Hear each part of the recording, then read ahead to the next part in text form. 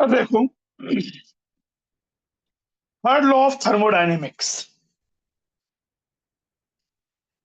Second law of thermodynamics जो था वो ये बताता था कि कोई अगर स्पॉन्टेनियस चेंज है, अपने आप होने वाला चेंज अंडर सर्टेन कंडीशन, तो उसमें जो चेंज इन एंट्रोपी है यूनिवर्स का, that has to be either positive या zero reversible, but can't be negative. Delta S universe can't be negative.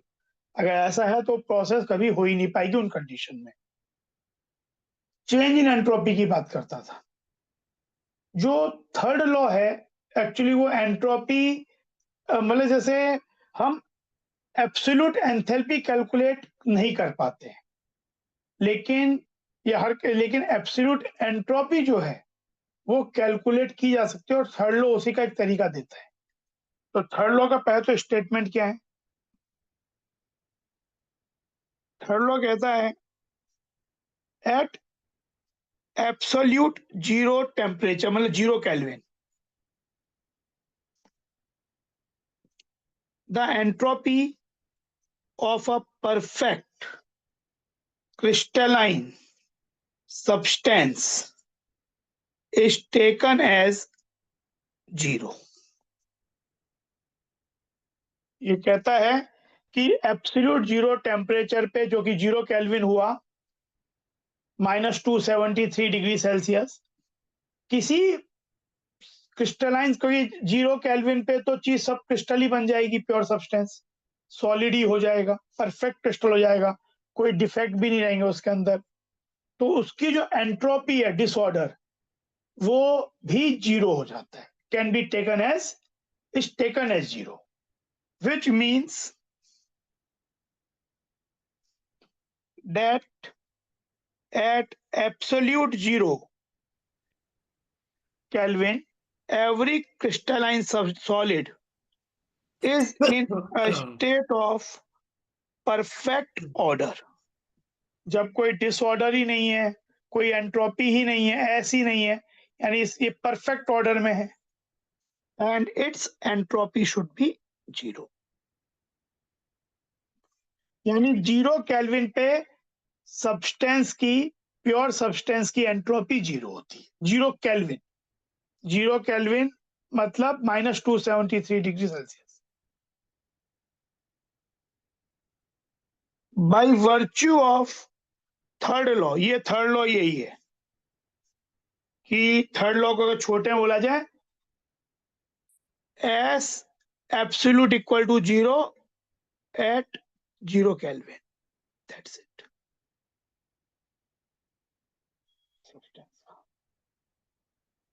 By virtue of third law, the absolute value of entropy, unlike an absolute value of enthalpy for any pure substance, can be calculated at room temperature।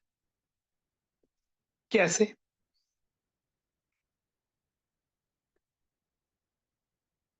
हमने ये पढ़ा है कि ds equal to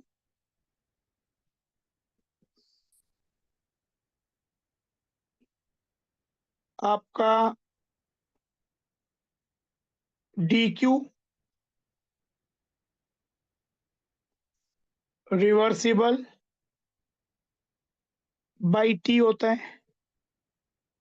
तो अगर इसको हम zero kelvin से किसी t केल्विन पे जाएंगे तो ये हो जाएगा s at zero kelvin, s at t kelvin. तो उससे ये चीज ऐसे मिल जाएगी, S T minus S zero kelvin, तो ये वैल्यू तो जीरो है, तो ये बन जाएगा S T equal to zero से T D Q reversible by T. और डी क्यू रिवर्सिबल हो जाएगा जिस प्रोसेस के थ्रू जा रहे हैं। अगर एन मोल की बात हो रही है तो N C process D T, ये हमने पढ़ाई है कि डी क्यू रिवर्सिबल क्या होता है, N C process D T. ये चीज बाई टी। अब सी प्रोसेस अगर फंक्शन ऑफ टेम्परेचर है तो संग में इंटीग्रेट होगा, सी प्रोसेस कांस्टेंट है तो बाहर आ जाएगा, dt बाई टी रह जाएगा केवल। फॉर एब्सोल्यूट मोलर एंट्रोपी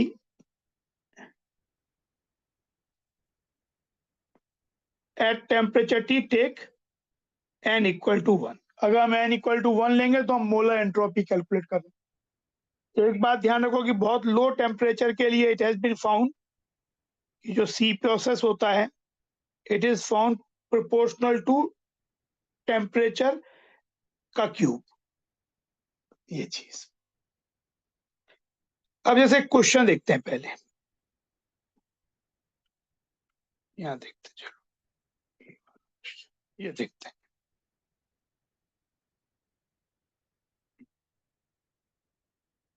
ये क्वेश्चन देखो,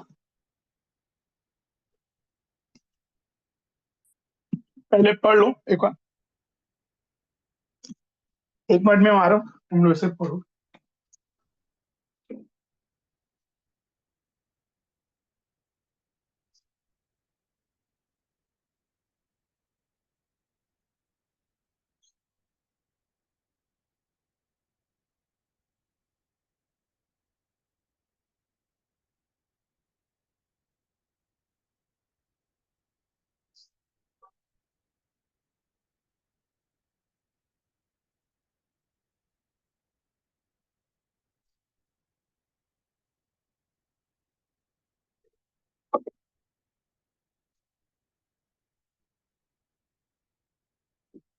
for a perfectly crystalline solid, एक परफेक्ट क्रिस्टलाइन सॉलिड है, सीपीएम दिया हुआ है,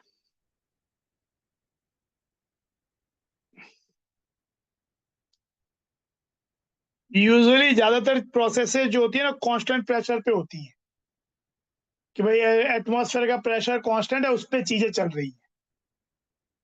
तो एक्चुअली सी कांस्टेंट प्रेशर ही है ज्यादातर केसेस में। जब हम ये कैलकुलेशंस करते हैं डेल्टा एस डेल्टा एच, तो इन जनरल ये कांस्टेंट प्रेशर पे ही होते हैं। तो आपको दिया हुआ है कि सीपीएम दिया हुआ है, हमें निकालना है मोलर एंट्रोपी एट 20 केल्विन। तो देखो, अगर जो भी हमने फॉर्मूला पढ़ा है 20 केल्विन पे भी ये सॉलिड ही रहने वाला है, क्योंकि ऐसा कुछ मेंशन किया भी नहीं कि इसका मेल्टिंग पॉइंट और, तो इतने लो टेम्परेचर पे आप एक्सपेक्ट तो यही करोगे कि ये सॉलिड ही रहेगा। तो ds 0 केल्विन से 20 kelvin will be molar entropy, तो पहले तो जाएगा dq रिवर्सिबल, जो कि कुछ नहीं मेंशन किया, तो कांस्टेंट प्रेशर पे लिया जा रहा है, बाई टी।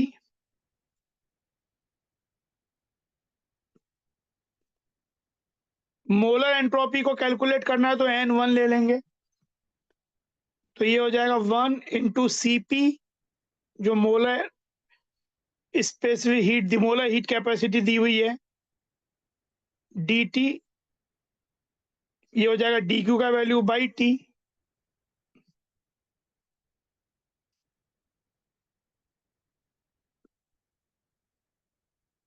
सीपीएम आपको दिया हुआ है 80 क्यूब, फंक्शन ऑफ टेम्परेचर है,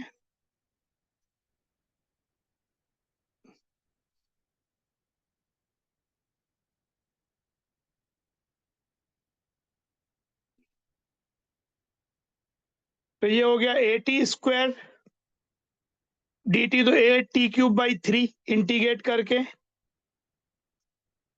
0 से 20 प्लस b dt, तो bt हो गया 0 से 20 इंटीग्रेट कर दिया, और ये हो गया s at t equal to 20 kelvin minus s at 0 kelvin, ये वाली चीज।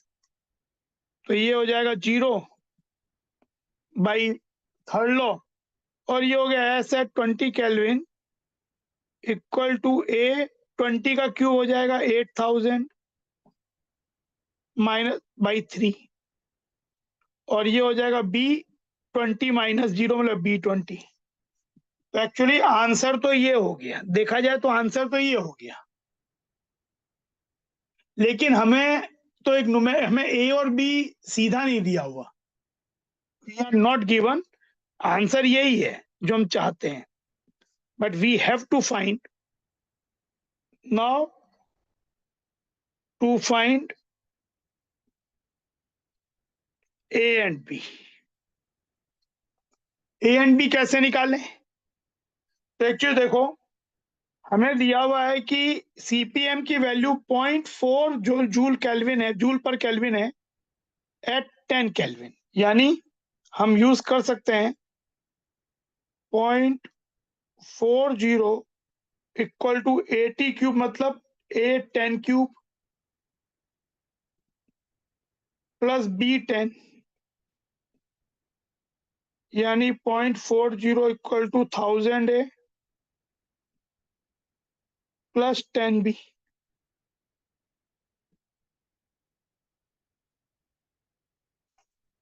और दूसरा हो गया 0.92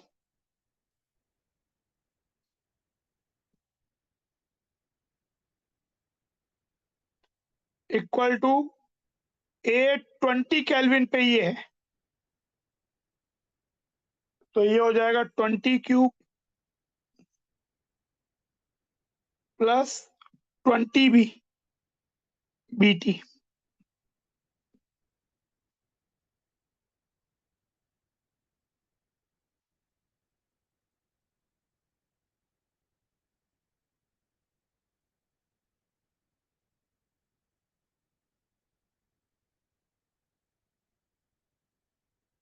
इसको जब आप 2 से मल्टीप्लाई करके सब्ट्रैक्ट कर दोगे सेकंड को, तो हो जाएगा 0.92 -2 इंटू 0.4 तो 0.8, 8000 - 2000 यानी 6000 A, और 20 भी -20 भी कट जाएगा, ए की वैल्यू हो जाएगी 0.12 by 6000 which is 2 into 10 power -5। ऐसे ही बी की वैल्यू निकाल लो, ए हो गया ये, तो ये हो जाएगा 2 into 10 power -2 हो जाएगा, ये 1000 मल्टीप्लाई करके प्लस 10 भी, तो ये हो गई वैल्यू 0.02, तो 0.38 बाई 10, तो हैंस बी इक्वल टू हो जाएगा 0.038।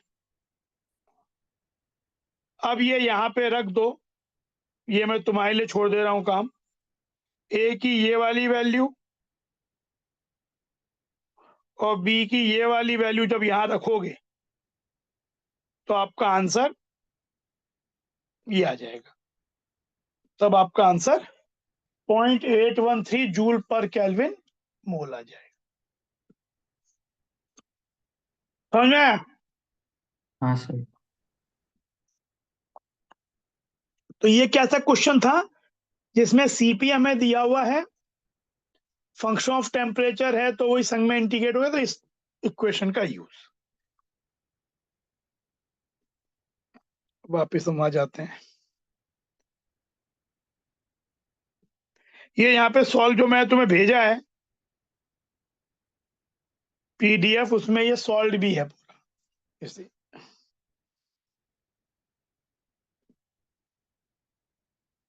अब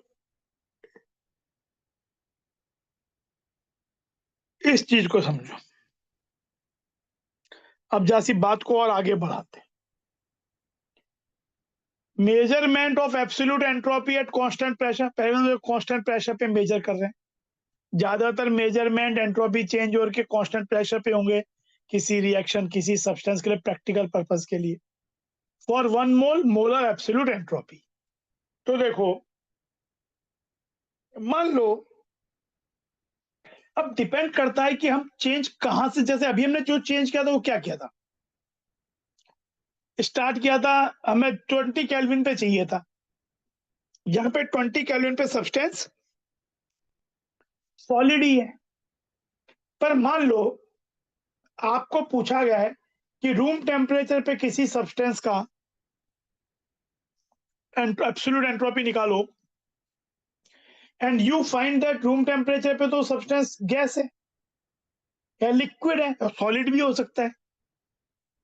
तो अगर सपोज मान लो जिस सब्सटेंस का हम एब्सोल्यूट एंट्रोपी टी टेम्परेचर पे निकालना चाहते हैं वो सपोज गैस है, अभी वो गैस है, कांस्टेंट प्रेशर जो हम मेंटेन कर रहे हैं थ्रू आउट यूजुअली 1 एटमॉस्फेयर, उस पे टी टेम्परेचर जिस पे हमने एब्सोल्यूट एंट्रोपी निकालनी है वो सब्सटेंस गैस है। स्टार्ट तो हमको 0 केल्विन से ही करना पड़ेगा एब्सोल्यूट एंट्रोपी निकालने के लिए। तो क्या अगर कोई चीज ऐसे सोचो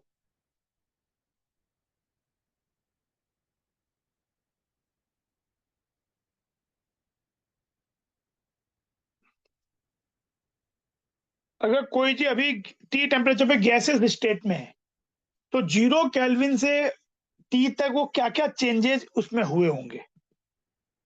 तो एक चीज देखो, पहले 0 केल्विन से 0 केल्विन पे वो सब्सटेंस क्या होगा, मान लो कोई सब्सटेंस एक ही बात हो रही है, सॉलिड होगा, डेफिनेटली परफेक्ट क्रिस्टल होगा।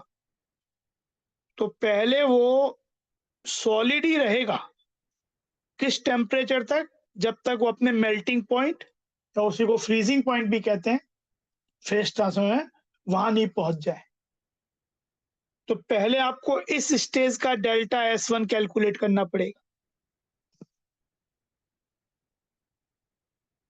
फिर आप यहां पे क्या होगा, इधर फेज ट्रांसफॉर्मेशन होगा।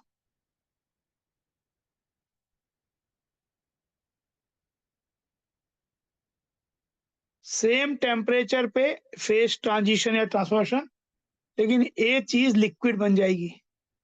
तो यहाँ पे इसका जो डेल्टा S2 होगा वो कहलाएगा डेल्टा S फ्यूजन। हमने पढ़ा है कि फेज ट्रांसफॉर्मेशन का जो डेल्टा S होता है वो delta H by T melting point हो जाता है, ये वैल्यू ऐसे हो जाएगी। इसका मैं बताऊंगा अभी कैसे लिखेंगे। फिर ए लिक्विड से ये कहाँ जाएगा, ए लिक्विड ही रहेगा पर बॉइलिंग पॉइंट तक पहुंच जाएगा। तो यहाँ पे डेल्टा S3 कैलकुलेट करना पड़ेगा, टेम्परेचर बदल रहा है ये चीजें। फिर यहाँ पे वेपोराइजेशन होगा,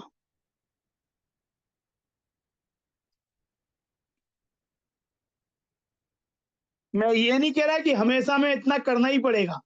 हो सकता है कि आपका रूम टेम्परेचर या जिस टी टेम्परेचर पे आप बात कर रहे हो उसमें सब्सटेंस लिक्विड ही है, तो अगर लिक्विड ही है तो आपका काम यही हो जाएगा, इसके आगे जाना नहीं पड़ेगा। यानी आपका जो टेम्परेचर टी है उसके बॉइलिंग पॉइंट से कम है तो आपको इसी स्टेज तक आके काम खत्म हो जाएगा।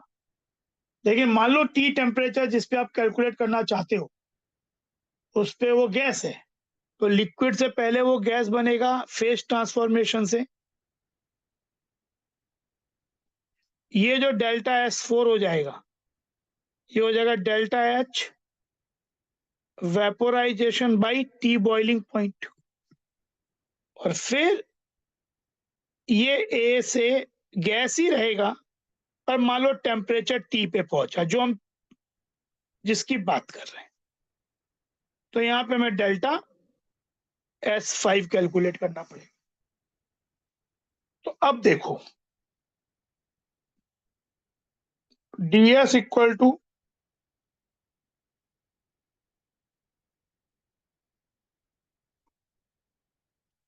पहले तो चीज तो ये हो गई D Q reversible, pressure constant है by T,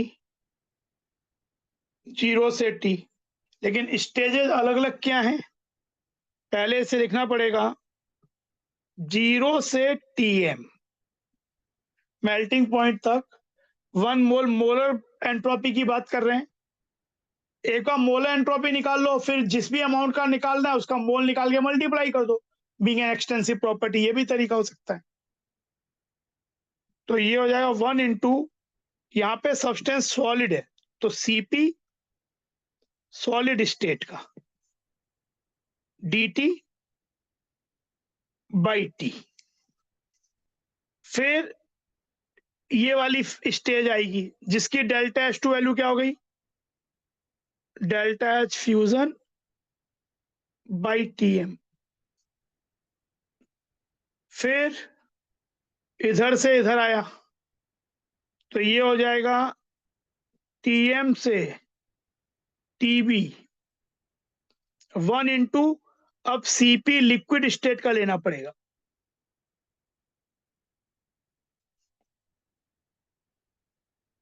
Cp of the liquid state dt by T.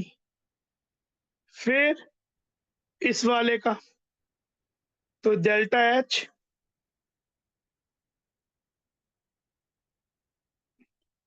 Plus Tb से T, यहाँ पे T जो है वो ग्रेटर देन बॉइलिंग पॉइंट है, 1 इंटू Cp गैसियस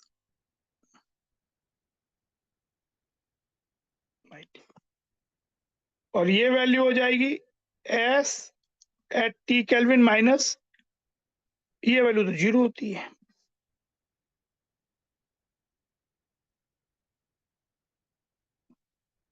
तो बस ये एक्सप्रेशन हो गया, ये जो चीज हमने कैलकुलेट की है पूरा। बस समझ में आया? हाँ सर। अब मान लो कि आपका सब्सटेंस सपोज मान लो लिक्विड टी टेम्परेचर पे लिक्विड स्टेट में, तो आप कहां तक जाओगे?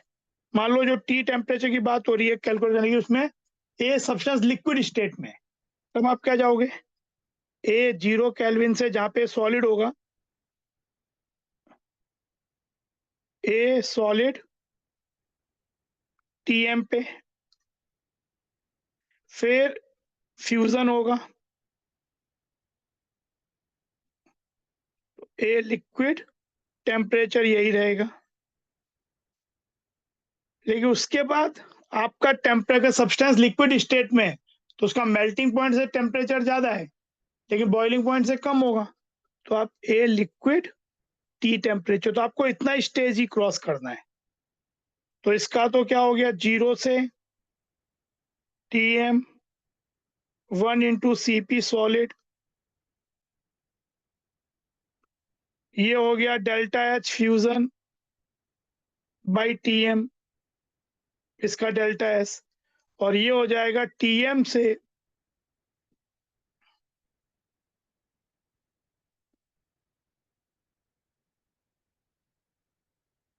बात समझ में आई? तो इन तीनों का एडिशन समझ में आया? हाँ सर।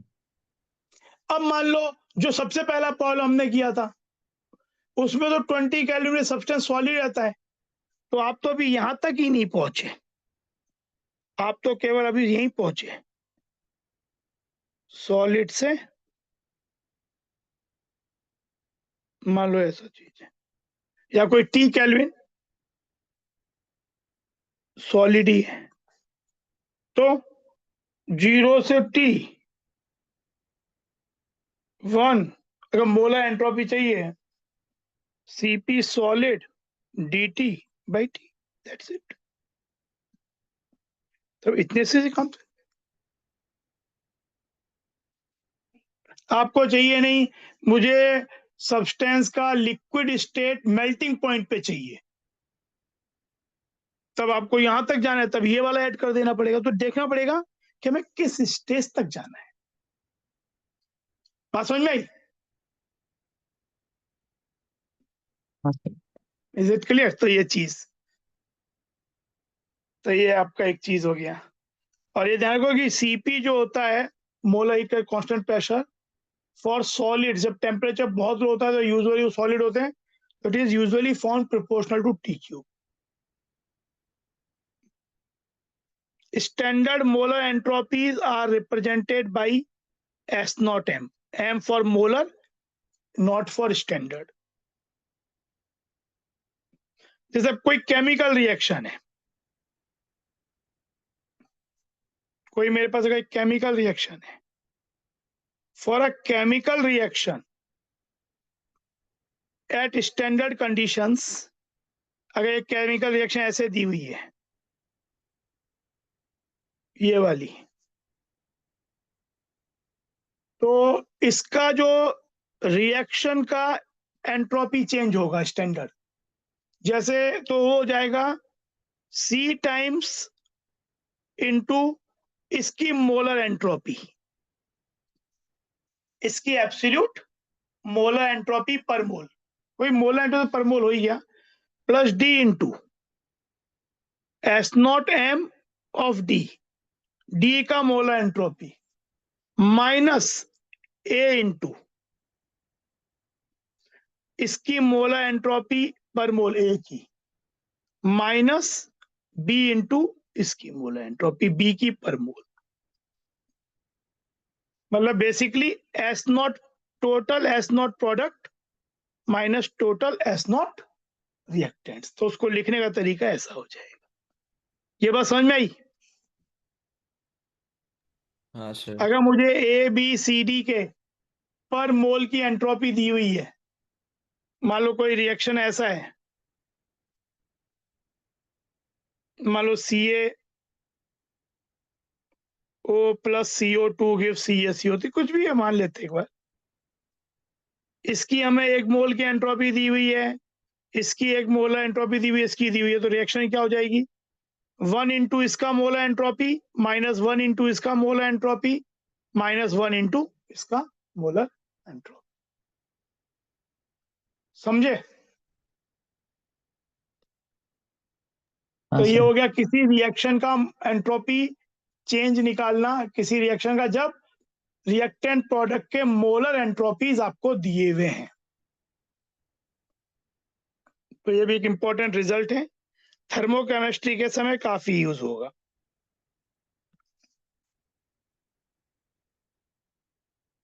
फिर एक रिजल्ट है,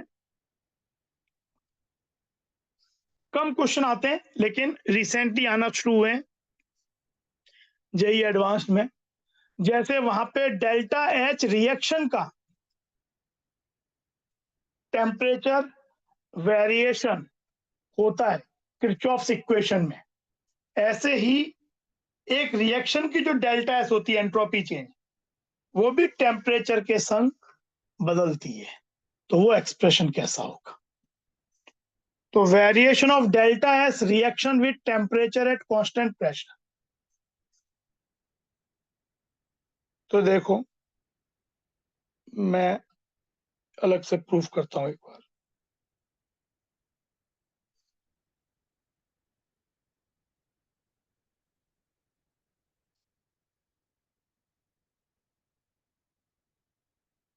ये सब प्रूफ में भेजे, प्रूफ करके एक एक बार ये घर में प्रूफ लिख के करना। रिजल्ट इंपॉर्टेंट है बट एक बार प्रूफ और किए हुए होंगे तो कॉन्फिडेंस एक अलग ही लेवल पे आएगा।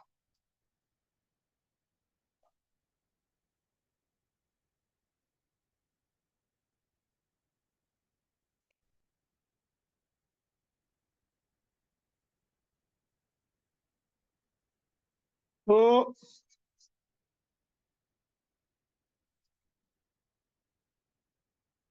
Delta S reaction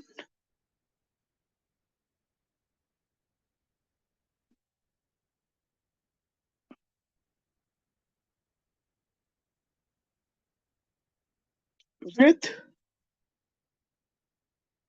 temperature change at constant pressure. Usually reactions are occur at constant pressure, तो प्रैक्टिकल पर्पस के लिए बातें constant pressure पे। तो एक चीज देखो,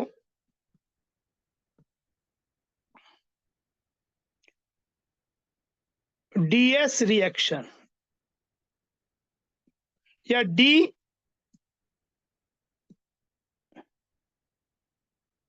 डेल्टा एस रिएक्शन मतलब हुआ D total S product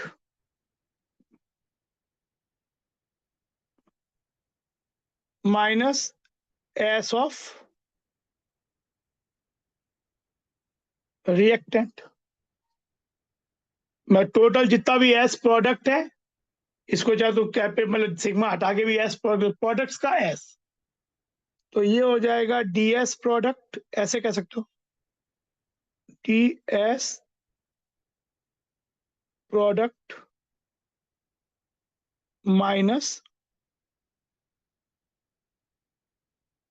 ds reactants. ds product को हम लिख सकते हैं dq प्रोडक्ट्स कांस्टेंट प्रेशर पे हो रहा है mine by T,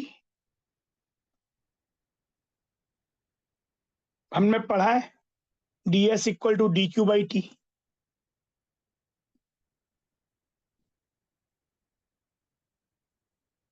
at constant pressure by T. dq product at constant pressure can be written as dH, या सीधे ही लिख दो dq पर कांस्टेंट प्रेशर पे क्या होता है NCP, अगर हम मोलर एंट्रोप ये निकाल रहे हो, या इसको टोटल NCP की वजह, क्योंकि यहाँ तो प्रोडक्ट में हो सकता है कि ऐसी कोई रिएक्शन है CC प्लस DD, तो इसे लिख सकते हैं CP प्रोडक्ट्स, टोटल प्रोडक्ट्स का CP dt by T.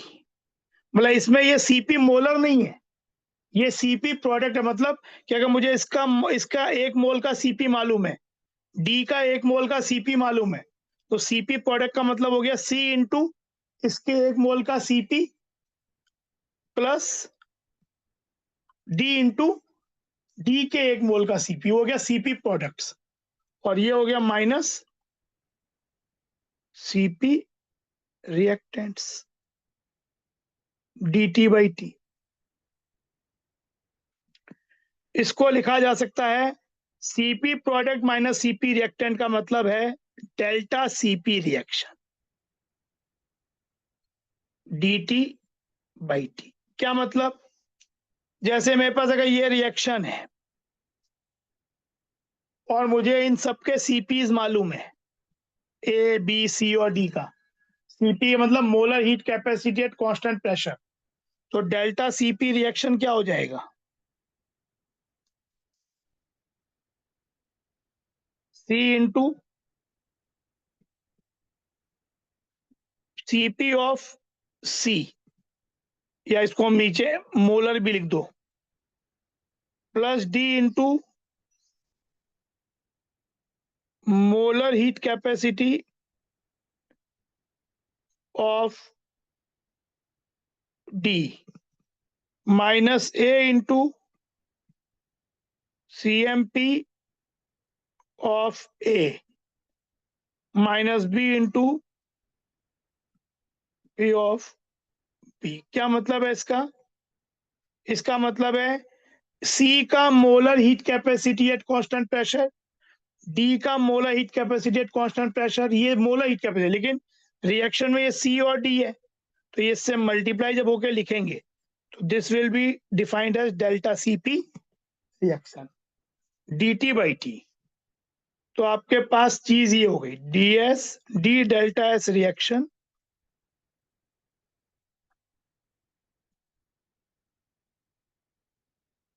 Result ये काम का है T1 से T2,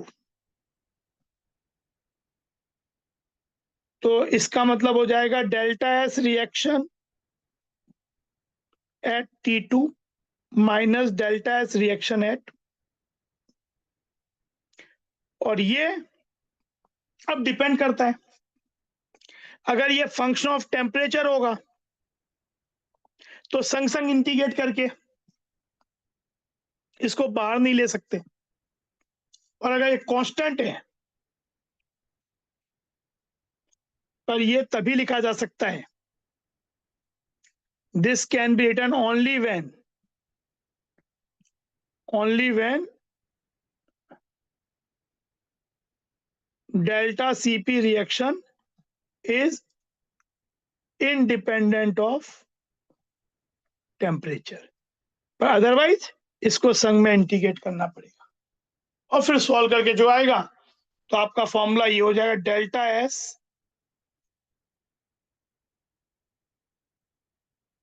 at T2 is delta S reaction at T1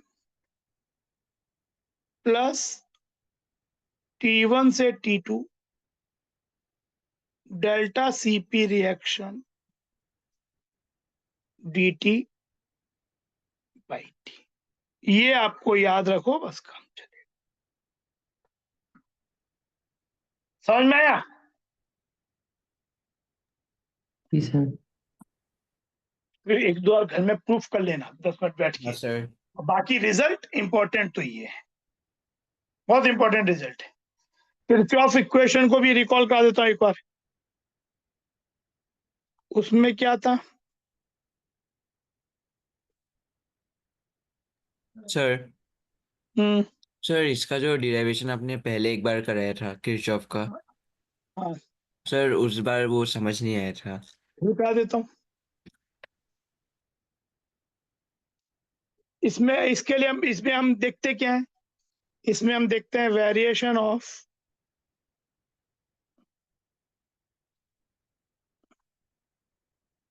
delta H reaction with temperature for a reaction at constant pressure, usually constant pressure।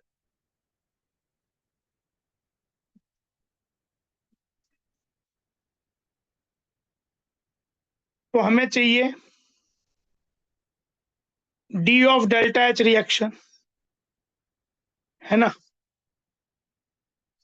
जिसको लिखा सकता है d of total H of products minus total H of reactants। This will become dH products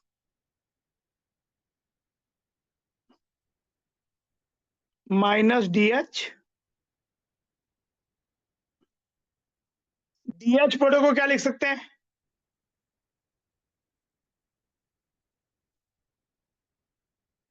DQ products, DH is nothing but DQ at constant pressure at P।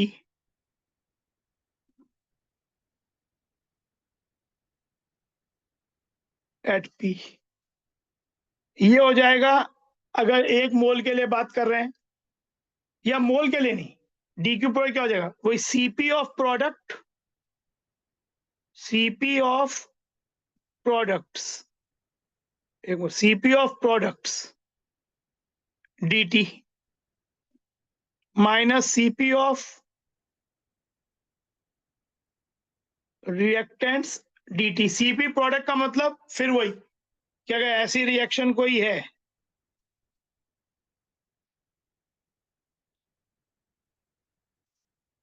तो अगर मुझे इनके एक मोल का CP दिया हुआ है, D का एक मोल का CP दिया हुआ है, तो CP प्रोडक्ट्स का मतलब है C इंटू एक मोल का C का, एक मोल C का जो CP है उसका value into C plus D into एक मोल प्रोडक्ट D का जो CP का वैल्यू है उसका product with D।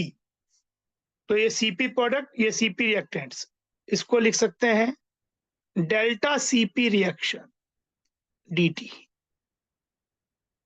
Delta CP reaction dt is d delta H reaction। Delta CP का मतलब वही कि अगर इनके सबके मोलर CPs दिए हुए हैं तो C इंटू प्रोडक्ट C का molar CP plus D into product D का molar CP minus A into A का molar CP minus B into B का मोलर CP। तो ये अब इस तरह से इंटीग्रेट करेंगे तो delta H reaction at T1 से delta H reaction at T2 से T1 T2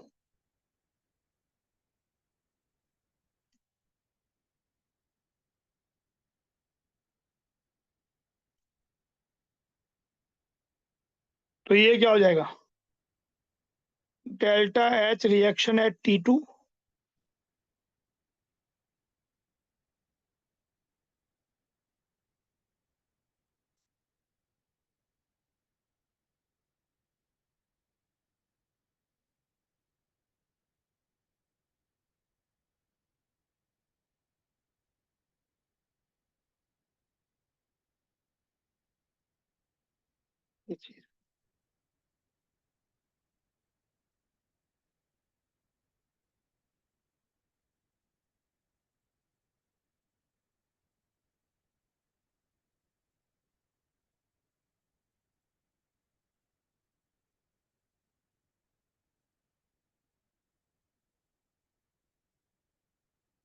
ये हो गया।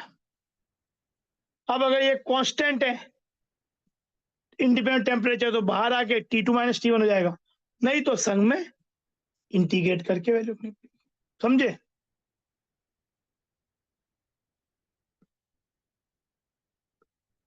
बात समझ में? ठीक है।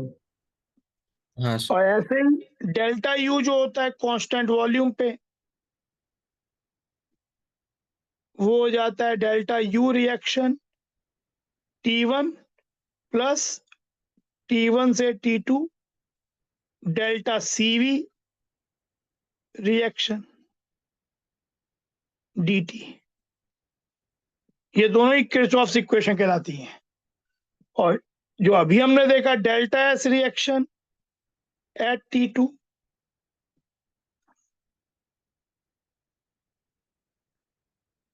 Plus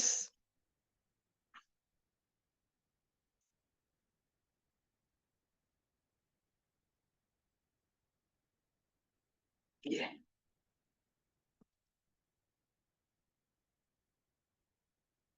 important relationships. तो सेकंड वाले में पीबी मतलब कट जाएगा ना कहाँ पे? सर, मतलब डेल्टा यू वाले में प्लस पीबी जो आता है। हमने डेल्टा यू में प्लस, तो मतलब डेल्टा एच से आपने वो लिखा ना, डेल्टा यू रिएक्शन हाँ, टी2। तो डेल्टा यू में क्या कांस्टेंट वॉल्यूम पे हो जाएगा, हाँ सर। तो जो क्यू की वैल्यू लिखेंगे QV, उसे क्या लिखेंगे, जैसे यहाँ पे लिखते थे QP हो गया था हमारा N से वही CP DT, CP product CP reactant, और कांस्टेंट वॉल्यूम पे क्या हो जाएगा, वो CV रिएक्टेंट CV प्रोडक्ट्स। हाँ तो सर। यहाँ ये वैल्यू डेल्टा CV हो जाएगी। ठीक है सर। मतलब यहाँ पे CV कैसे लिखेंगे कि जो रिएक्टेंट प्रोडक्ट है उनकी आपको molar heat capacity eight constant volume दिए हुए हों, तो फिर वही C into molar heat capacity of product C plus D into molar heat capacity, ये बहुत कम यूज होता है प्लस D इंटू, क्योंकि एक बार हमको अगर डेल्टा H मिल जाए तो डेल्टा U हम उससे भी निकाल सकते हैं, delta H equal to delta U plus delta N gaseous RT उस टेम्परेचर पे। तो हम ज्यादातर हमें यही होगा, लेकिन सीधा अगर करना है तो उसमें ये चीज CP की जगह CV हो जाएगा, समझे? क्योंकि ये होता है डेल्टा H होता है heat exchange at constant pressure, और डेल्टा U होता है heat exchange at constant volume. हाँ, समझ में आई? सर वो फर्स्ट इक्वेशन में वो लगा सकते हैं क्या, delta H equals delta U plus PV. कौन से वाले इक्वेशन में?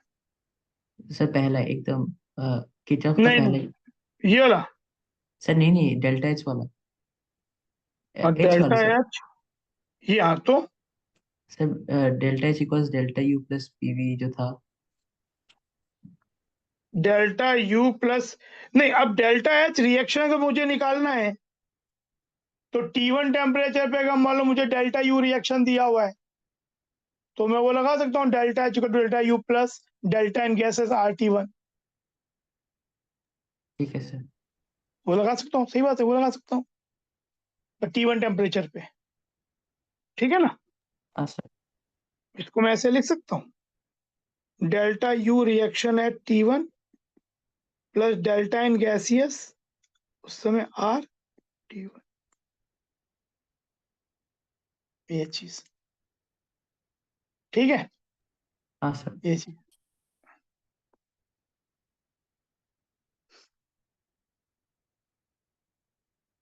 तो ये हो गया, ये हो गया, प्रूफ को कही दिया।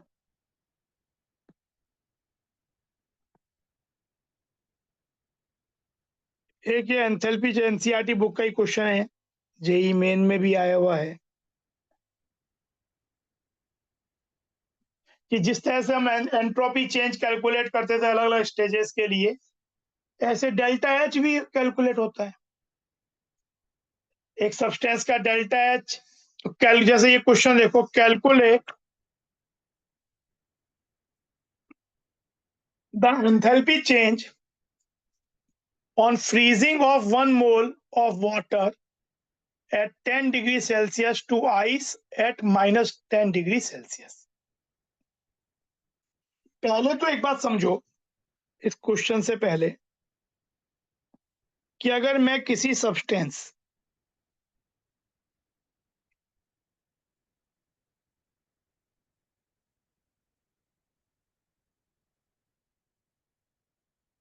की बात कर रहा हूं, मान लो मेरे पास एक सब्सटेंस ए सॉलिड है, इसे मैंने कोई T1 टेम्परेचर पे से मैंने पहले इसको इसके मेल्टिंग पॉइंट तक ले गया,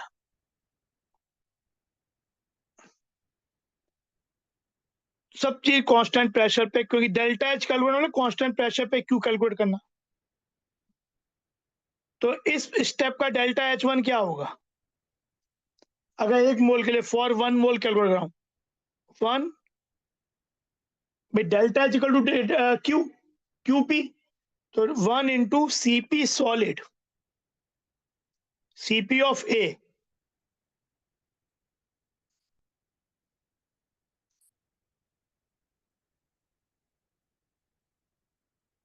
dt इंटीग्रेटिंग फ्रॉम T1 से Tm, ये डेल्टा H1 हो गया यहां से यहां तक। अगर मेरा जो टेम्परेचर मुझे दिया वो मेल्टिंग पॉइंट से कम है, तो यहीं पे T1 से T करके मेरा यही काम खत्म हो जाएगा। पर वो टाइम मान लो कि सब्सटेंस गैसियस स्टेट में दिया है या लिक्विड में दिया है, अगला ट्रांसफॉर्मेशन क्या होगा? ए सॉलिड से ए लिक्विड ही बनेगा, पर सेम टेम्परेचर पे फ्यूजन। तो ये तो डेल्टा एच क्या हो जाएगा? ये तो delta H two delta H fusion ही हो जाएगा।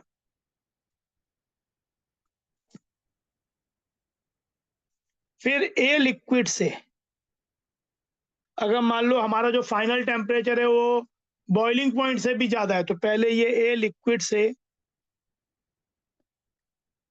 ए लिक्विड ही रहेगा पर बॉइलिंग पॉइंट पे पहुंचेगा। तो यहाँ डेल्टा एस थ्री कैसे कैलकुलेट होगा? Delta S three will be equal to 1 molar calculate, 1 mole के लिए कैलकुलेट रहा हूं मैं, फिर जितना अमाउंट दिया उसके मोल निकाल के मल्टीप्लाई कर देंगे उसमें 1 इंटू नहीं 1 into CP a liquid dt TM से TB, TM से TB। इसके बाद क्या होगा?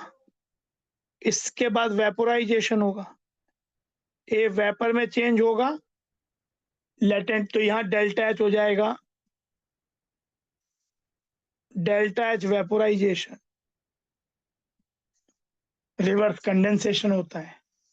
फिर ए वेपर से अगर टेम्परेचर और बढ़ के टी पे जाता है, फाइनल T2 पे जाता है, तो यहाँ डेल्टा H5 हो जाएगा 1 इंटू 1 मोल के लिए बात करें CP ए गैसियस dt।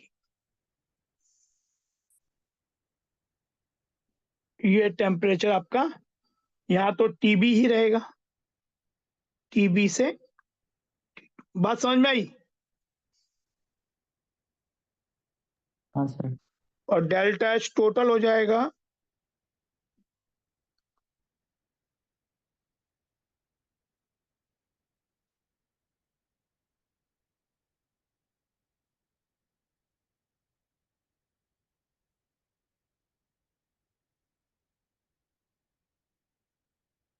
यहाँ पे T1 जो था वो लेस देन मेल्टिंग पॉइंट था और final temperature greater than boiling point.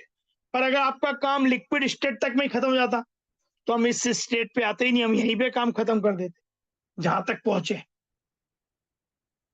तो डिपेंड करता है कि आपको दिया कैसे। अब जैसे अच्छा, चीजें ये तो हो गई जब आप हीट देते जा रहे हो।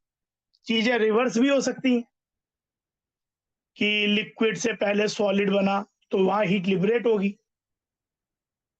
सॉलिड से लिक्विड से जब जैसे फ्यूजन है, रिवर्स इज सॉलिडिफिकेशन, तो वहां चीजें एक्सोथर्मिक होंगी।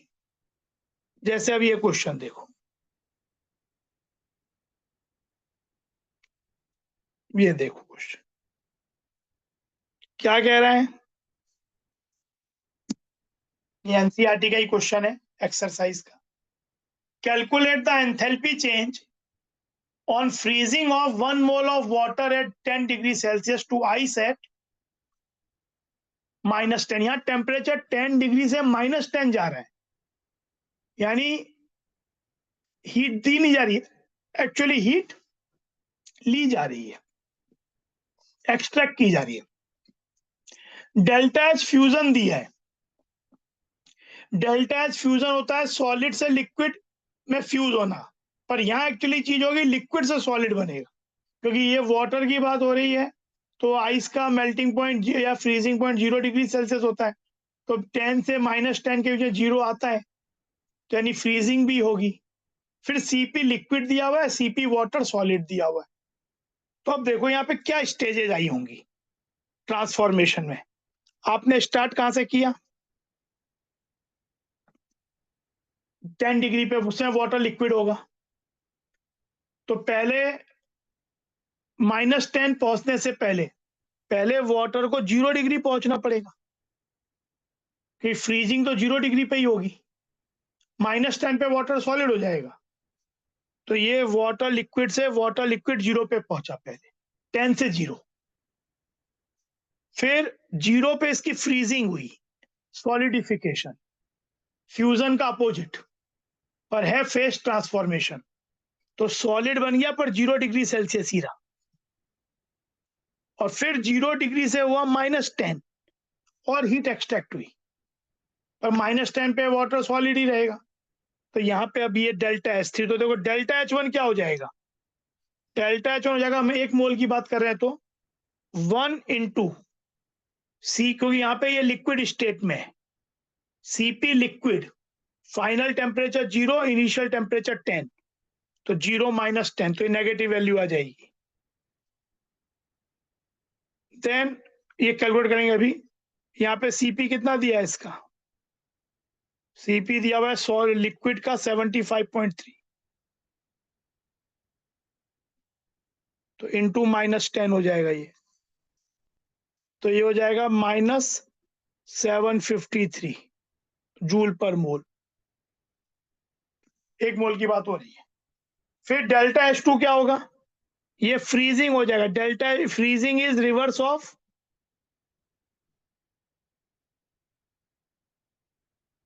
फ्यूजन, तो डेल्टा H2 की वैल्यू हो जाएगी -डेल्टा H फ्यूजन।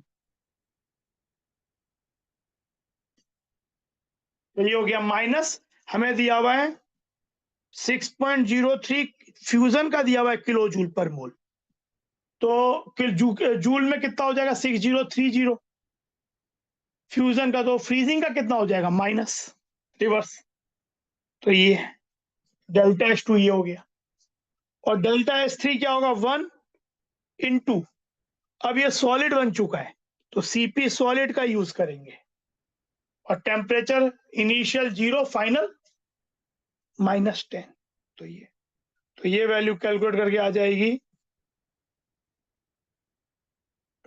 हमें पहले लिक्विड का ये दिया था, हाँ ठीक है, तो ये हो जाएगा 36.8 इंटू -10, -368। बस ये हमने कैलकुलेट किया, और फिर delta H total will be equal to delta H1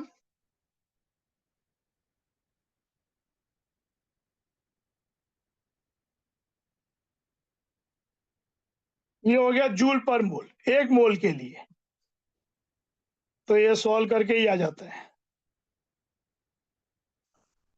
कोई पूछे, मान लो कोई आपसे पूछे 30 ग्राम वाटर के लिए क्या होगा, तो ये तो आपने 1 मोल के लिए निकाल लिया ही। मतलब कोई पूछे 30 ग्राम वाटर के लिए, यही चेंज करना था आपको, चेंज यही करना था कि 10 डिग्री से -10 डिग्री, तो क्या होगा, पहले 1 मोल के लिए निकाल लिया डेटा से, तो ये तो पर मोल है। 30 ग्राम में कितना मोल था, 30/18, उसे मल्टीप्लाई कर दो इससे, तो वो डेल्टा एच इसकी वैल्यू आ जाएगी। समझ में आया? पहले 1 मोल के लिए निकाल लो चेंज, और फिर जितना मोल आपको दिया हुआ है, 1 मोल दिया तो ठीक है, वरना 2 दिया तो डबल कर दो, हाफ दिया तो हाफ कर दो, 0.5 मोल 0.225 मोल दिया तो 0.25, जितना मोल दिया है, क्योंकि H is extensive property, amount dependent है। तो ये हो गया, दिस इज द वे जैसे डेल्टा एच निकालते हैं। समझ में आई बात?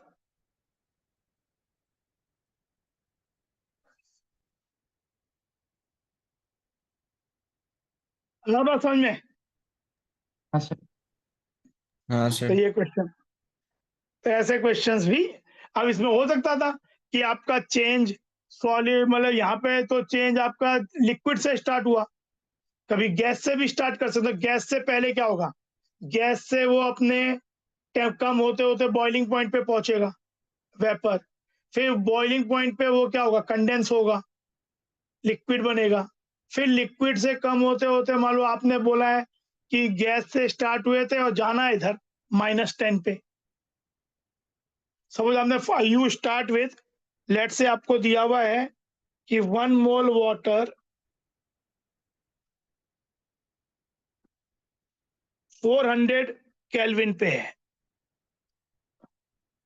से आपको जाना है 1 मोल वाटर एट -10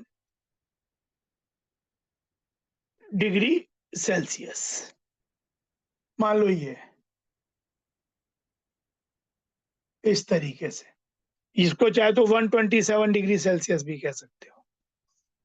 तो यहाँ ये सॉलिड होगा, इधर लेकिन गैस होगा, तो अब यहाँ चेंज कैसे होगा, वाटर गैस से पहले चेंज होगा,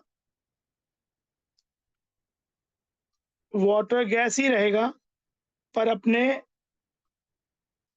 बॉइलिंग पॉइंट पे पहुंचेगा, सब चीज कांस्टेंट प्रेशर पे हो रही है। फिर ये यहां से कंडेंस होगा,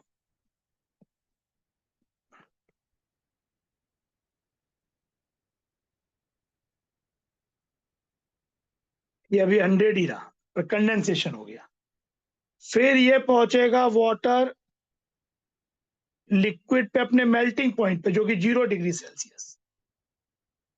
फिर यहाँ पे आपका होगा फ्रीजिंग, वाटर सॉलिड एट, ये हो गया फ्रीजिंग या सॉलिडिफिकेशन, और फिर ये वाटर मान लो यहां तक पहुंचा, तो इसका डेल्टा H1 क्या हो जाएगा, delta H1 equal to 1 into CP gas water, CP water gas gaseous form में, चेंज इन टेम्परेचर -27, यहाँ पे कंडेंसेशन में -delta H vaporisation of water, उसका रिवर्स वो गिवन होगा, इधर 1 into CP water liquid, change in temperature -100, 0 -100, यहाँ freezing मतलब -डेल्टा H फ्यूजन, और यहाँ 1 into CP solid water solid, change in temperature -10। बात समझ में आ रही है? हाँ सर। हाँ तो सर। ये ऐसा हो गया, तो यहाँ ऐसा हो गया। ठीक है, ये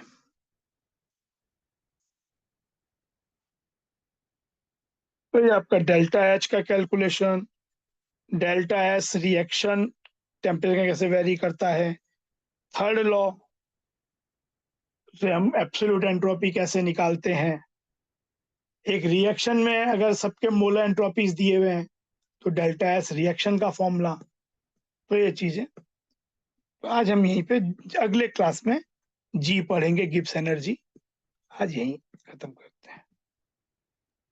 तो ये चीज तो ये एक बार देख लेना, जो चीजें पढ़ाई है उसका थ्योरी कंटेंट मैंने तुम्हें भेजा है, तो वो चीज उसको देख लेना। उस थ्योरी कंटेंट को जो है मतलब सेव करके एज अ थ्योरी सेव कर लो, मतलब वो इम्पोर्टेंट में जो पुरानी वाली थ्योरीज भी है, पर एक बार मैं लिख के भेज दूंगा एंड से, क्योंकि ऐसे तो थर्मोकेमिस्ट्री बहुत पढ़ो, लेकिन जो चीज काम की चीजें हैं।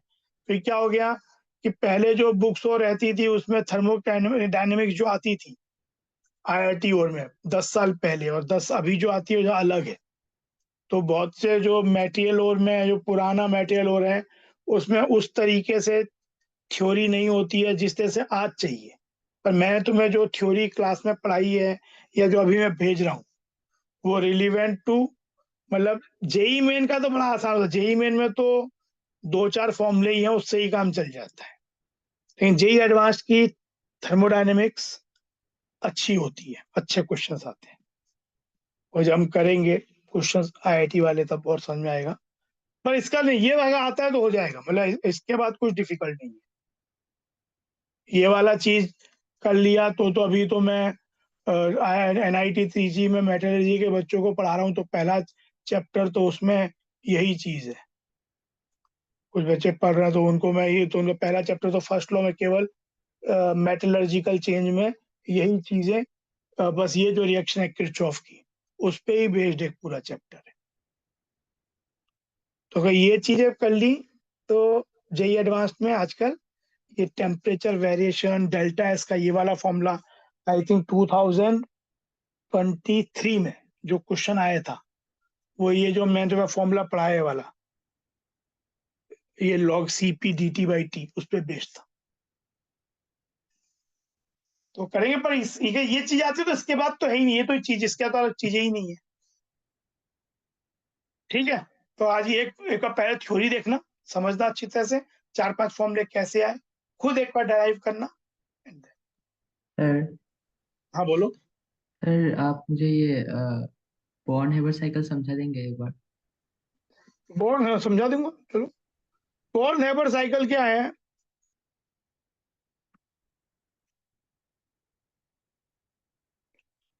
NaCl का एग्जांपल लेते हैं, ठीक है। Na solid,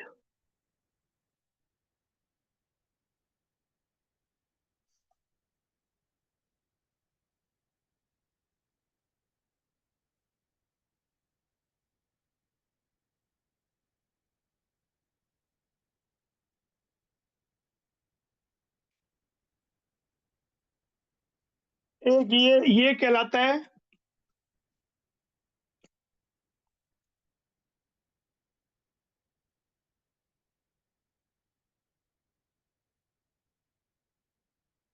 this is delta H not formation of NaCl। कि NaCl का एक मोल बनना from its element under standard state. एक टर्म होती है लैटिस एनर्जी। लैटिस एनर्जी होती है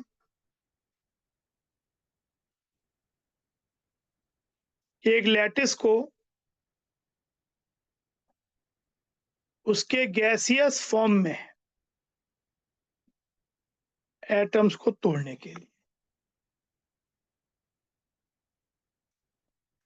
इनफैक्ट ये Na+Cl- ऐसे गैसियस आयन इसमें तोड़ने के लिए, इसमें जो डेल्टा H लगता है that is called lattice energy of NaCl। तो हमें अच्छा, फिर ये जो प्रोसेस है Na सॉलिड से Na गैसियस, ये होता है delta H sublimation. Na gaseous से Na प्लस गैसियस, ये कहलाता है delta H ionisation, first ionisation. फिर Cl2 से 2Cl या हाफ Cl2 से Cl, it is known as half of delta H dissociation of Cl2। Cl2 से Cl2 टूट के Cl गैसेस बन गया, और Cl गैसियस से Cl minus gaseous is known as electron affinity या electron gain enthalpy, first electron gain enthalpy of chlorine, electron affinity. तो अब यहाँ पे क्या होता है, हमें ये निकालना होता है। तो ये आपस में एक रिलेशनशिप है, मतलब एक 5 से 6वीं रिएक्शन बनाई जाती है। जैसे अगर हम ये सोचें Na, आप ऐसे सोचो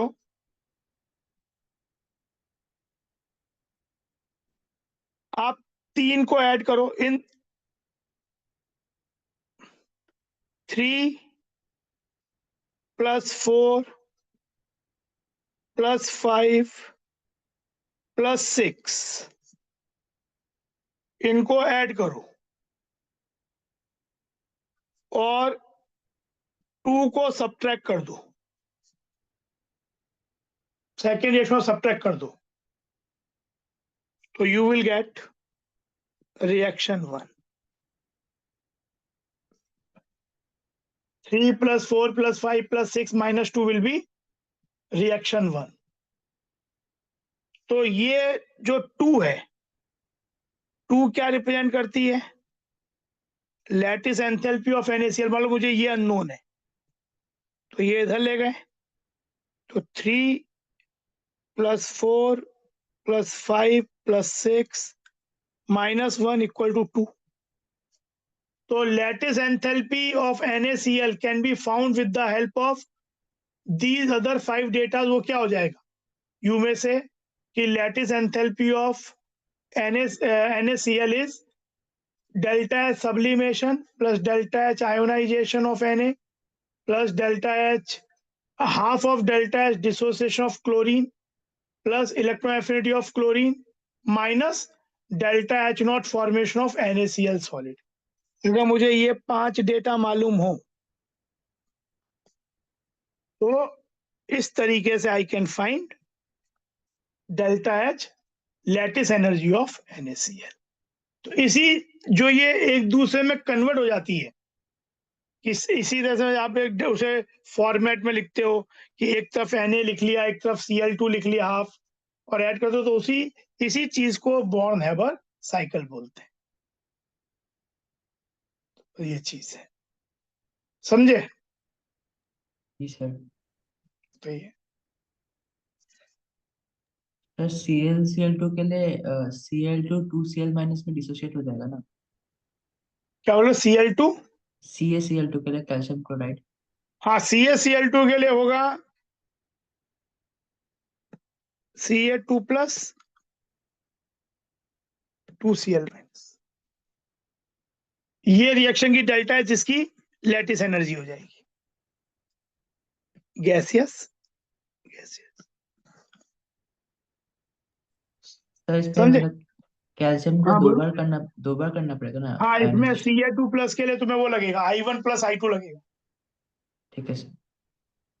और Cl- के लिए बस वो इलेक्ट्रॉन एफिनिटी का जो Cl2 से नहीं, हाँ Cl से Cl माइनस जो होगा ना, पहले तो Cl2 से 2Cl बनेगा, that will be called delta H dissociation of chlorine, half करने की जरूरत नहीं है, और इलेक्ट्रॉन एफिनिटी को डबल करके लिखना पड़ेगा, क्योंकि हमको दिया होता है Cl से Cl माइनस का, और हमें चाहिए कि यहाँ पे 2Cl से Cl माइनस चाहिए हाँ पड़ेगा, सर, हाँ तो सर, डबल कर देंगे वहाँ इलेक्ट्रॉन की एंथैल्पी को, ठीक है सर, ठीक है ना?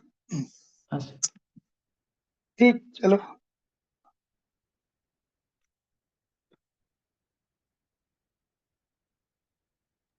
Bye sir, good night sir. Bye, good bye night. Sir, good night sir.